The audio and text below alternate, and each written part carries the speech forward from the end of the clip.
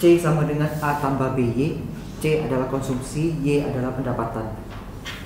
MPC adalah marginal propensity to consume, atau kecenderungan kita untuk melakukan konsumsi.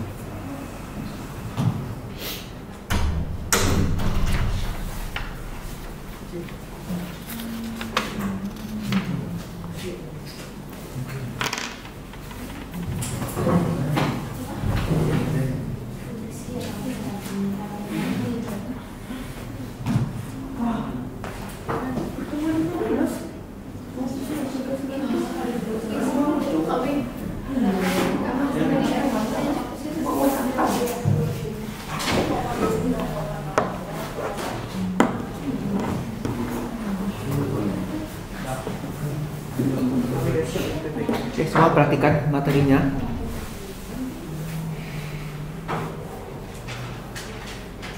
Kalau untuk fungsi konsumsi itu kan nanti ada A dan B. A dan B nya itu harus bernilai positif, itu wajib. Kalau nanti ada yang negatif, itu berarti bukan fungsi konsumsi.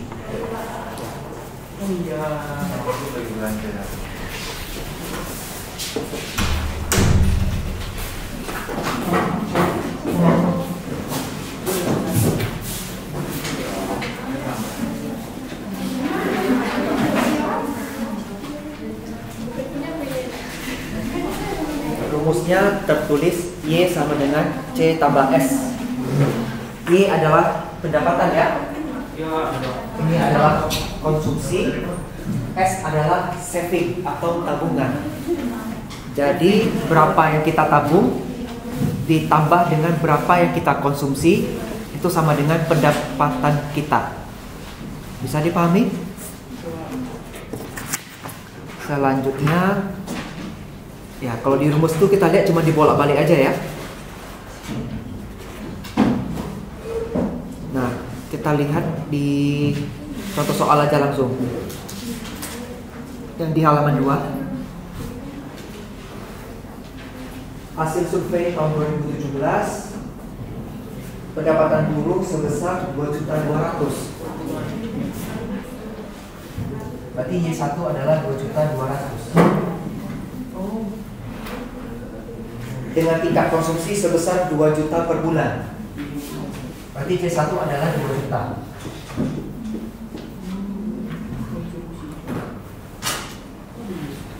Lima tahun berikutnya dilakukan survei di wilayah yang sama. Pendapatan buruh menjadi 3.700.000. Berarti Y2 adalah 3.700.000. Konsumsinya menjadi 3.200.000. Berarti C2 adalah 3.200.000.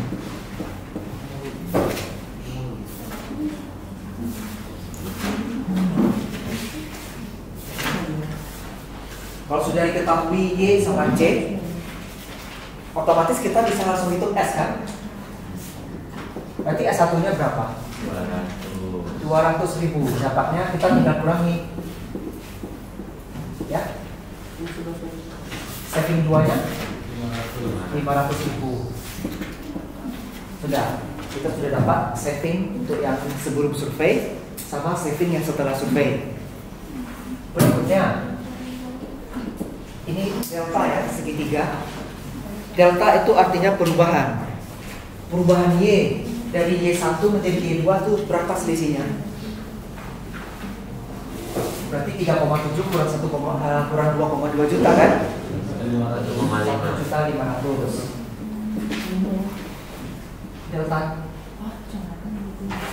Delta C nya berapa? 1,2.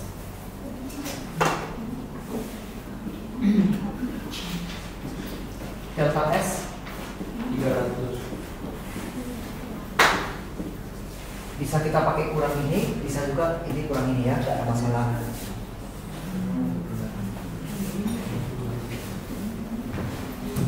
Marginal propensity to consume, rumusnya delta C bagi delta Y. Delta C nya adalah 1.200.000, delta Y nya adalah 1.500.000. Silakan dibagi dalam bentuk desimal.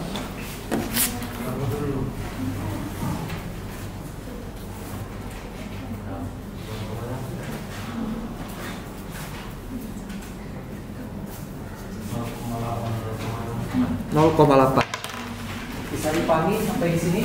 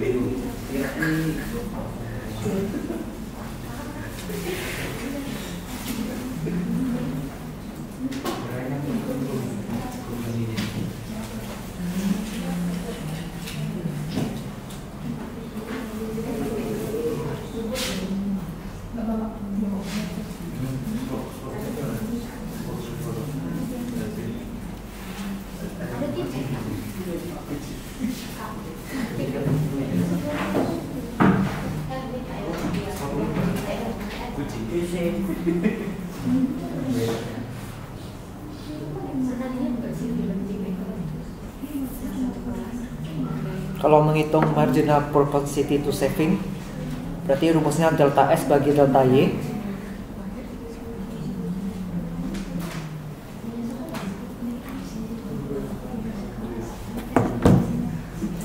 Delta S-nya 300.000, delta Y-nya 1.500.000.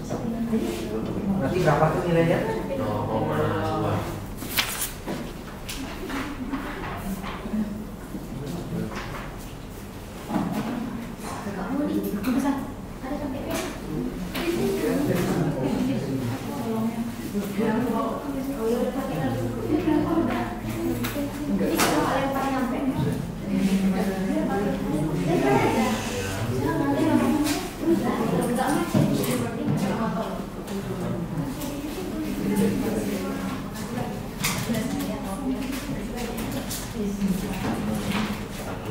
Selanjutnya kita bikin fungsi konsumsi ya. Rumusnya seperti ini. C1-nya adalah 2 juta.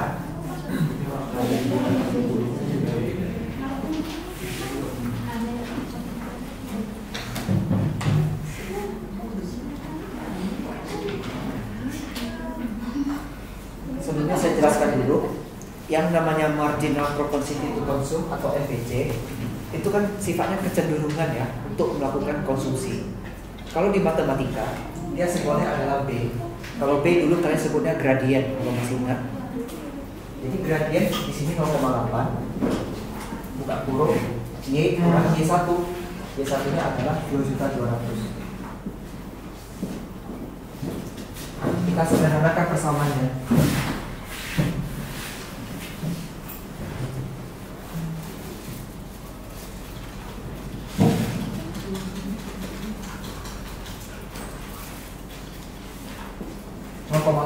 Kali negatif 2.200.000 berapa? Boleh dibantu?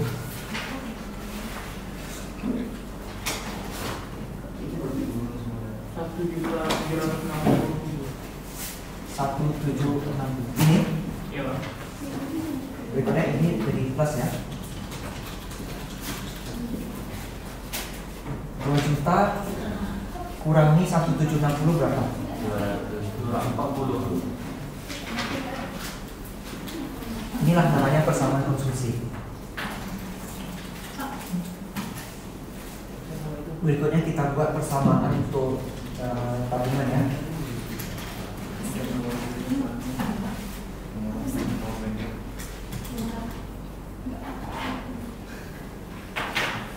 S kurang S1, S1 nya 200.000 sama dengan B. Berarti ini kita pakai B nya ya. Kecenderungan untuk menabung 0,2. Y1 nya adalah 2.200.000.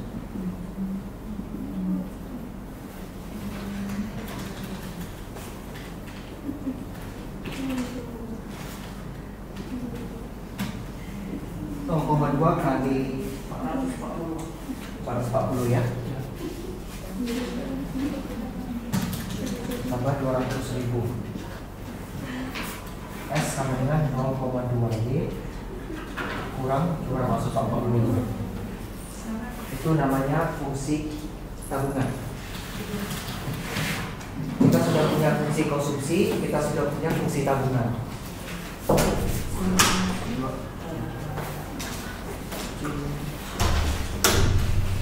Biar Y-nya nggak dikira angka 4, saya bikin belok ini ya.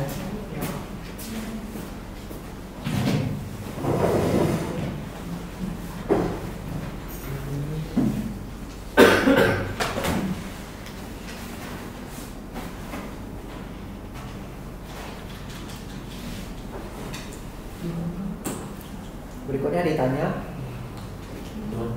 dan tabungan, berapa konsumsi dan tabungan jika pendapatannya 4 juta rupiah per bulan? Maka dari persamaan itu Y-nya tinggal kita ganti jadi 4 juta. Dan pertanyaannya, konsumsi dan tabungan jika pendapatannya 4 juta.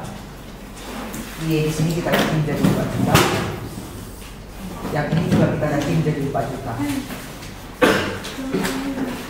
4 juta kali 0,8 berapa? 3.200.000 ya.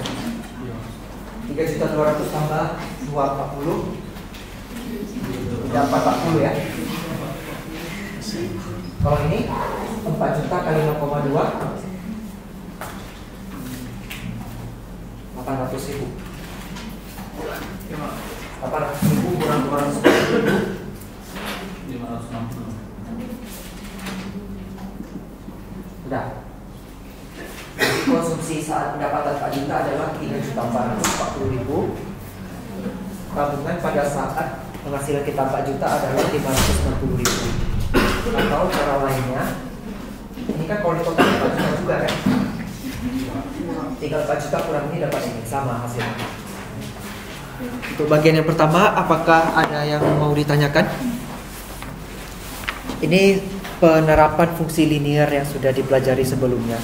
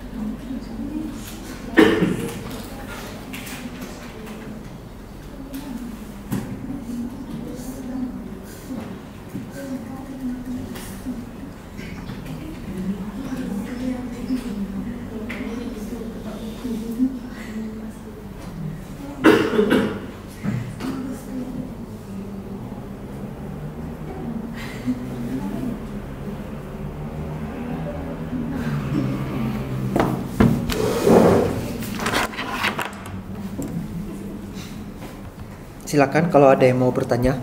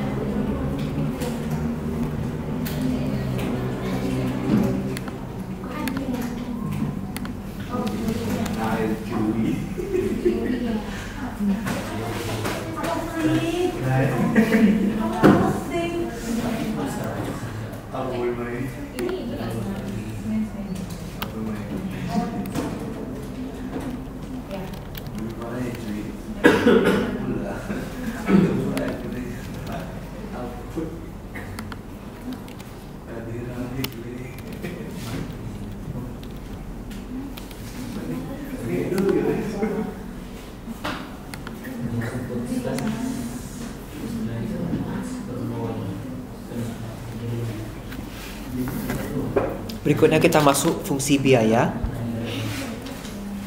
Biaya ada dua jenis, biaya tetap dan biaya variabel. Biaya tetap itu biaya yang tidak terpengaruh oleh jumlah produksi atau penjualan. Jadi mau berapapun yang kita jual, berapapun produksi, biayanya tetap selalu ada. Kalau biaya variabel itu biaya yang akan berubah seiring dengan perubahan jumlah produksi atau penjualan. Contohnya, kalau seorang driver Gojek, biaya bensinnya itu biaya tetap atau biaya variabel? Karena dia akan gas motor kalau ada klien kan. Kalau enggak ya dia pasti mangkal itu. Kalau bus Transmetro yang warna biru besar itu biaya tetap atau biaya variabel biaya bensinnya? Karena mau ada tak ada penumpang tetap dia ikuti rute kan. Berarti udah bisa ya bedain. Yang namanya total biaya itu adalah total biaya tetap ditambah biaya variabel. Total cost sama dengan fixed cost tambah variable cost.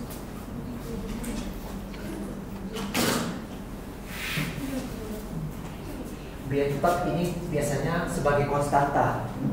Kalau variable cost itu ada koefisien dikali dengan quantity. Berarti total cost sama dengan A tambah BQ. Bisa dipahami? B ini koefisien, berarti yang dia akan naik atau turun mengikuti.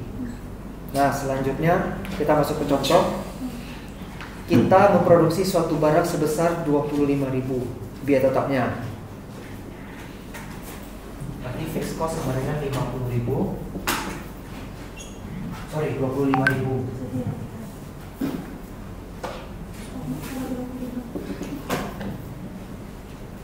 Biaya produksi naik untuk setiap produksinya sebesar 50. Berarti B-nya adalah 50. Buat fungsi total biaya. Maka total cost sama dengan 25.000 tambah 50 Q.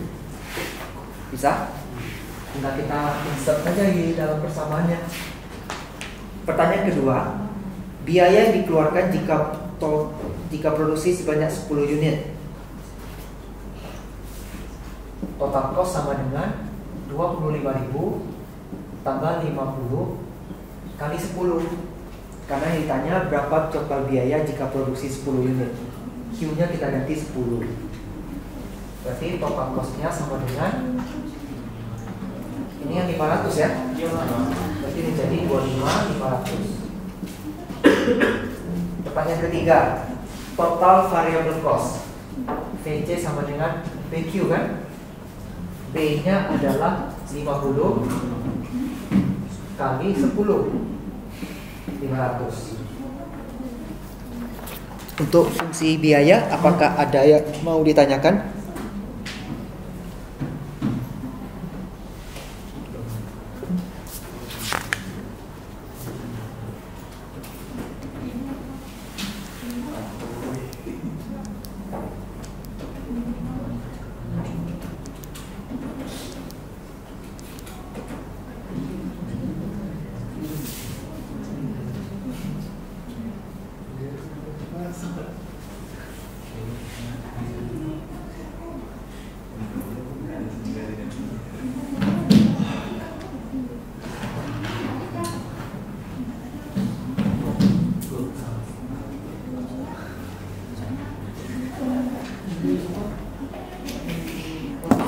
Gak ada yang mau ditanyakan?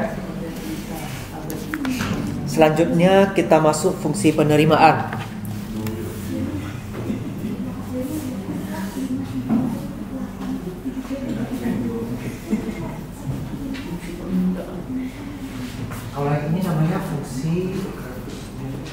konsumsi dan tabungan ya. Kalau ini fungsi biaya,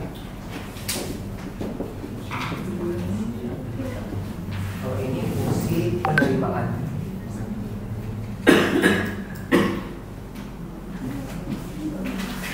Kalau di matematika simbolnya R. R itu artinya revenue.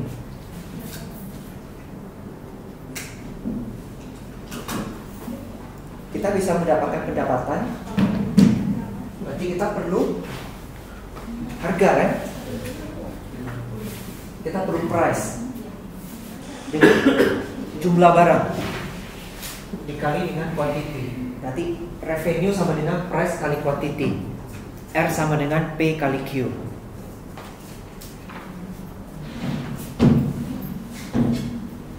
Harga jual barang Rp25 per unit. Yang pertama, tentukan fungsi penerimaan. Berarti R sama dengan 25Q. Karena harga jualnya 25, Q-nya tetap ya, karena ini jadi persamaan penerimaan. Pertanyaan kedua, berapa penerimaan jika terjual 15 unit? R sama dengan 25 kali 15. Silakan dikali 25 kali 15. 375. Yang pertanyaan ketiga, jika penerimaan 600 unit, maka berapa yang terjual? Berarti 600 sama dengan 25Q. Q sama dengan 600 bagi 25. 12 ya? Oh, 24.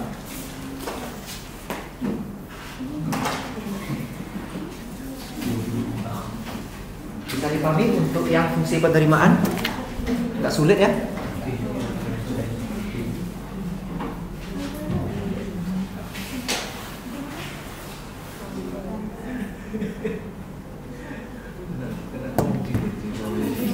Ada yang mau ditanyakan sampai di sini?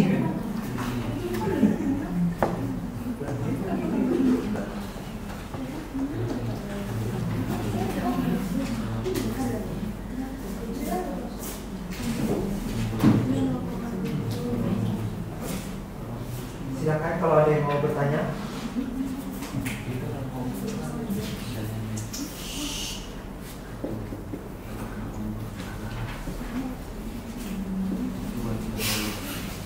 Berikutnya kita masuk fungsi laba. Kalau di matematika simbol laba atau profit ya pakai ini. Simbol apa tuh?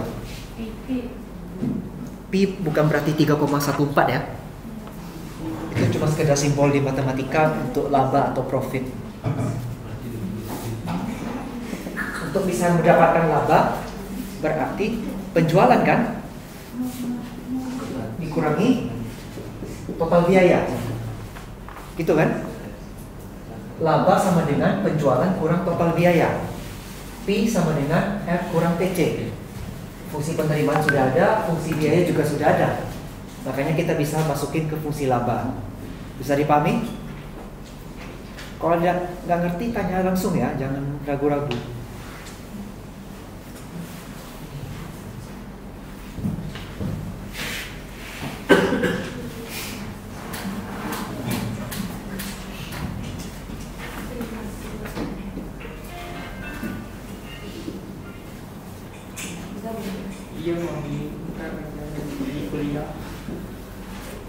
Kita ada istilah namanya break even point.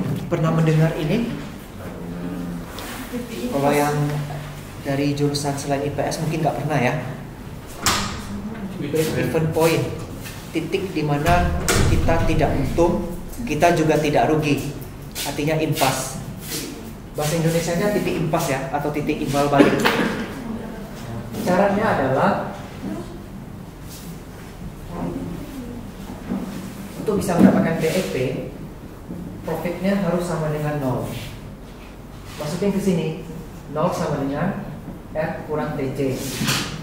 Berarti R sama dengan TC kan? Untuk bisa mendapatkan angka 0, Berarti nilai R dengan nilai TC sama. R adalah P kali Q, sedangkan TC itu berarti fixed cost tambah variable cost kan? Ya. BC. BC. BC. Bisa? Dia buat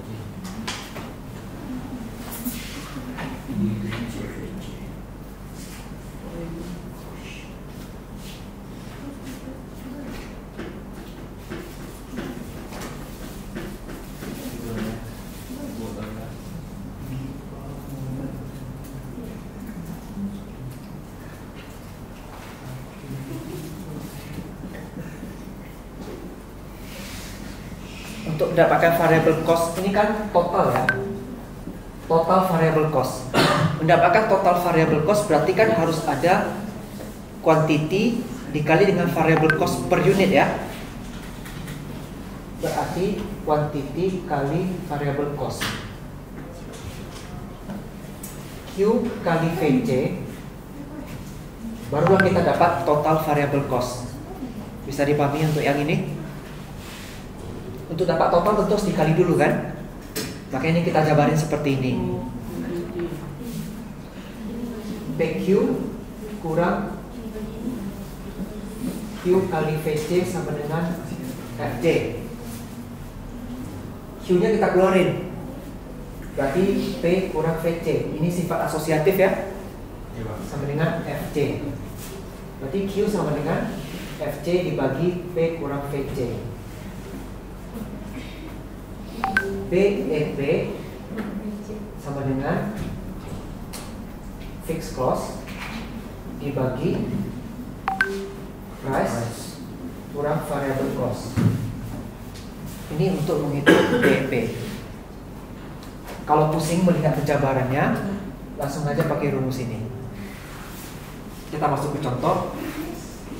Fungsi biaya total adalah 2000 tambah 50Q.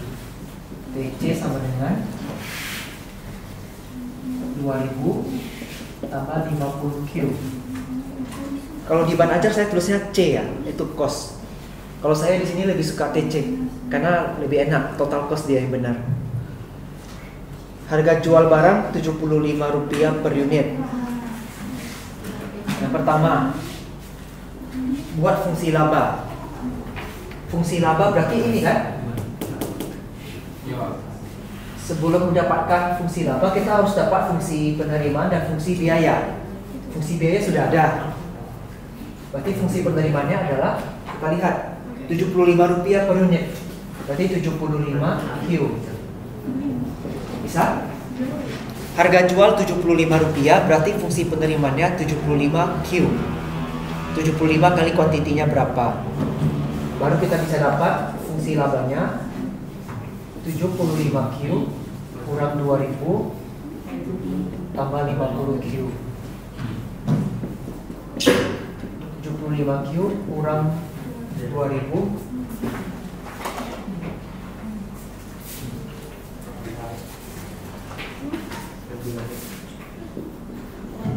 kurang 50Q. Ini dikurangi ya, 25Q kurang 2000. Inilah namanya fungsi laba. Sampai di sini bisa dipahami untuk membuat fungsi laba.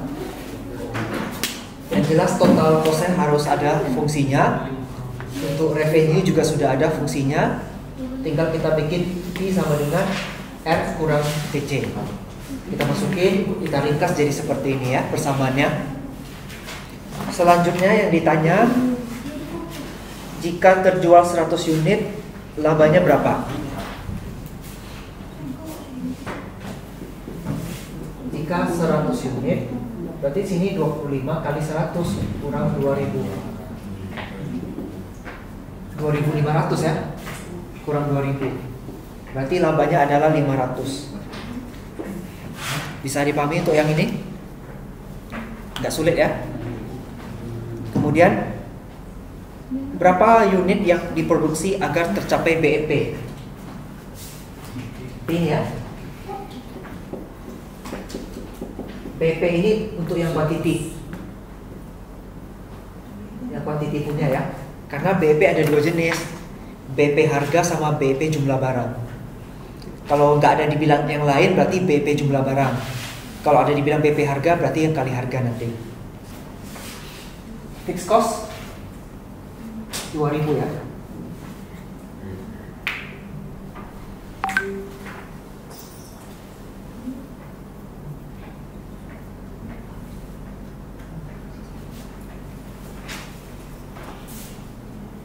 Kalau di mata kerja sih pakai langsung ya. Kan P sama dengan 25Q kurang 2000. Syarat supaya BP itu adalah profitnya sama dengan 0. 0 sama dengan 25Q kurang 2000. 25Q sama dengan 2000. Q sama dengan 2000 bagi 25. Dapatnya adalah 80 unit. Berarti minimal jual 80 unit agar kita tidak ada laba atau kita tidak rugi atau impas. Kita bisa buktikan 25 kali 80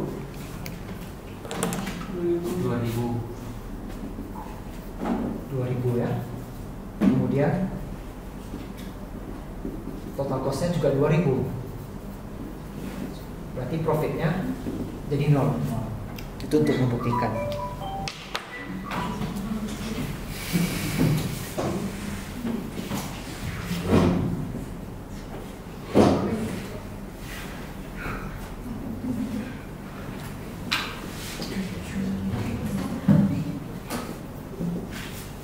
Kita kalau pakai rumus yang ini bisa juga kok. BP sama dengan fixed cost, berarti kan 2000 ya. Price 75, variable costnya 50. 2000 bagi 25 sama 80 juga. Ini kalau yang dicari BEP kuantitas. Ada juga namanya BEP penjualan. BEP penjualan caranya 80 unit kali harga jual. Harga jual kita 75 kan? Boleh dibantu? 80 kali 75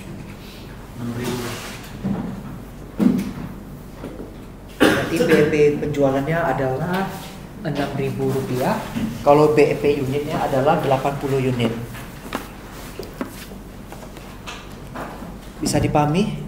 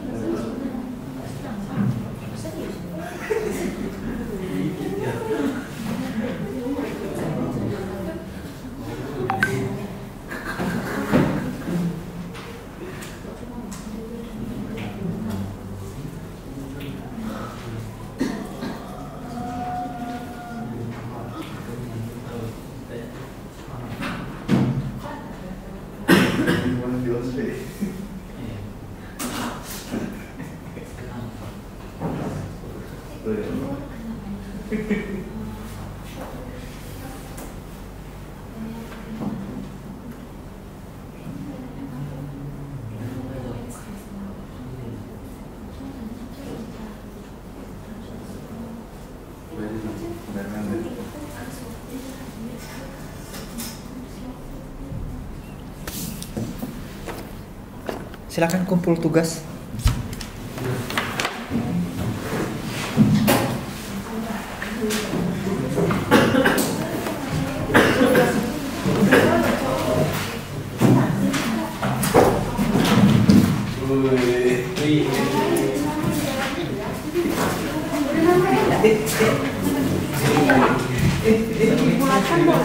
Boleh.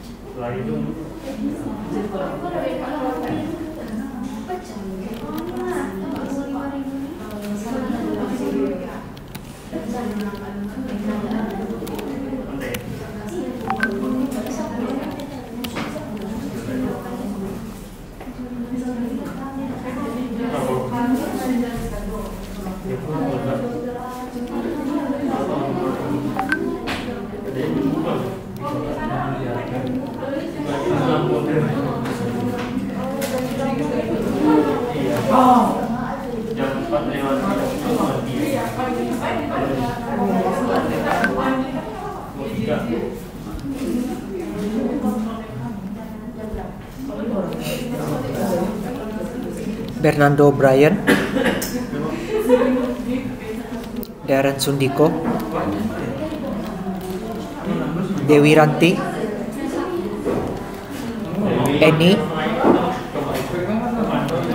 Eni ada kabar? Sakit? Evalina Panjaitan, Ezra Betanian, Hana Yanti Purba, Hasti Vanesia, Herianto,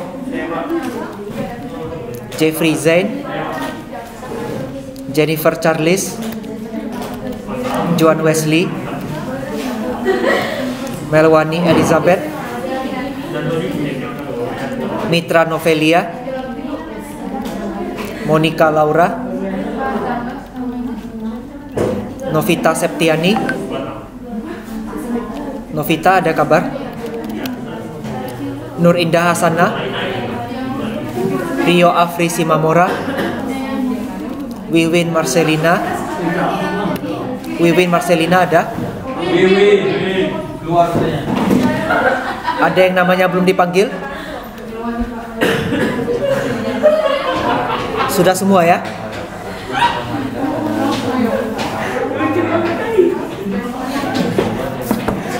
Oke, kalau begitu ini pertemuan offline kita yang terakhir ya. Minggu depan kita ujian akhir semester kalau yang mau ikut.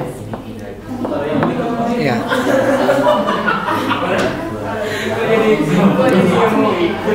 Tapi tetap datang ya untuk tanda tangan KRS.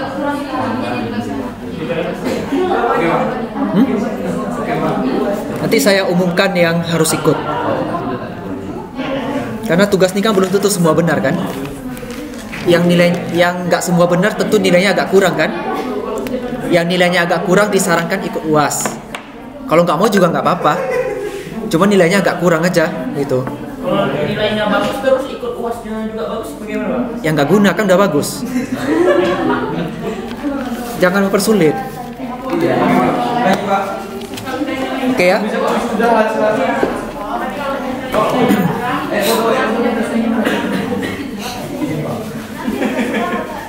Nanti ujiannya tentang ini aja kali ya.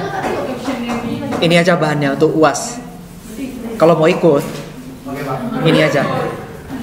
Nanti namanya dipanggil